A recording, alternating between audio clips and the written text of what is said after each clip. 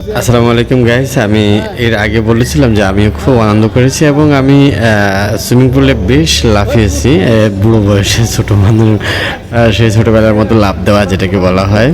আসলে যখন আপনার স্বাভাবিক যে জীবনের প্রত্যেক দিনের যে যান্ত্রিকতা, সকালে উঠে অফিস কাজ এবং সন্ধ্যায় এসে খাওয়া দাওয়া করে আবার ঘুম, আবার সকালে কাজ, এভাবে স্বাভাবিক জীবনের গণ্ডি থেকে যখন একটু বের হয়ে আসবেন, তখন এতটাই নিজেকে প্রকৃতির মাঝে বিলিয়ে দেবেন যে আপনি পরবর্তীতে সেই স্থির চিত্র বলুন আর ভিডিও বলুন, যা কিছু আপনি তুলে ফেলবেন, তুলে রাখবেন, তা কিছু দেখলে কিন্তু পরবর্তীতে খুব হাসি পাবে যে আমি সেখানে গিয়ে এমনটাই করেছি, কিংবা ছেলে মানুষ হয়ে গেছে, একেবারে বাচ্চা মানুষের মতো।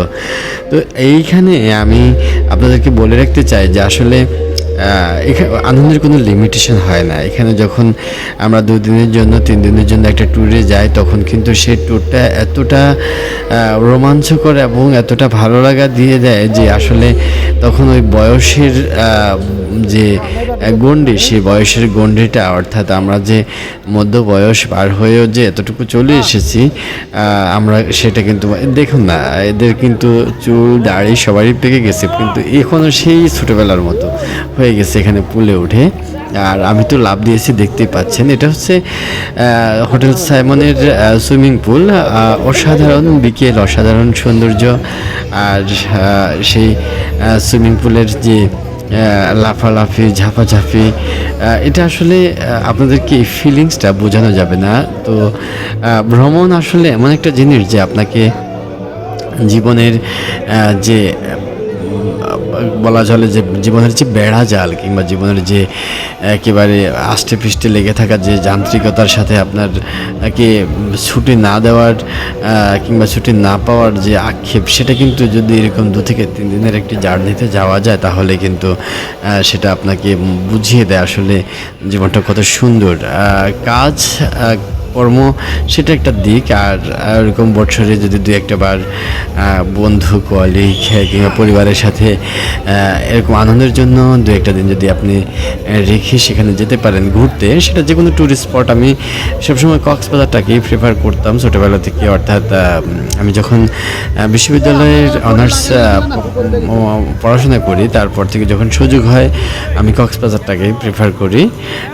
এছাড়াও বাংলাদেশের বিভিন্ন জায়গা আছে, Bandarban, Rangamati, Kaptai lake, Chittagong sea beach, Patenga, এবং আপনারা যেতে পারেন যে বরিশাল, বরগুনা, এবং যে কুয়াকাটা, পটুয়াখালী। এছাড়াও আছে সুন্দরবন। অর্থাৎ যদি আপনি উত্তরের পঞ্চগড়ে যান, সেখানে এক দৃশ্য, অর্থাৎ যেখানে যাবেন আপনি যদি ঘোরার জন্য কিছু সময় যান, তাহলে কিন্তু ভালো লাগার সীমা আপনাকে অতিক্রম করবে। আমরা আসলে এখানে একেবারে পুরো ছেলে মানুষ হয়ে গেছে। আমি আমার মোবাইলটা আমার কলিগ রয়েজ ভাইয়ের কাছে দিয়ে আমি কিন্তু নাসিম ভাইয়ের ঘাড়ে ওঠার চেষ্টা করতেছি, কিন্তু শরীর ভারী হয়ে গেছে, আমি পারিনি। দেখা যাক ওসমান ভাই পারে কিনা। তো আসলে হ্যাঁ, তিনি পেরেছেন এবং পারেন নাই, এর আগেরটা পেরেছিলেন। আমি আবারও চেষ্টা করতেছি, দেখা যাক পারি কিনা। না, এবার আমি ব্যর্থ হয়েছি।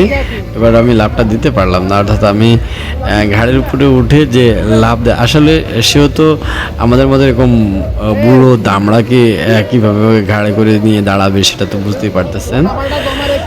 তো কক্সবাজার হোটেল সাইমনের সুইমিং পুল থেকে বিদায় নিচ্ছি এই ভিডিও থেকে। পরবর্তী ভিডিওতে আমার ট্রাভেল ভিডিওগুলোর সাথে অন্য কোনো জায়গায় দেখা হবে। ভালো থাকবেন, সুস্থ থাকবেন, আমার জন্য দোয়া করবেন। আল্লাহ হাফেজ, আসসালামু আলাইকুম।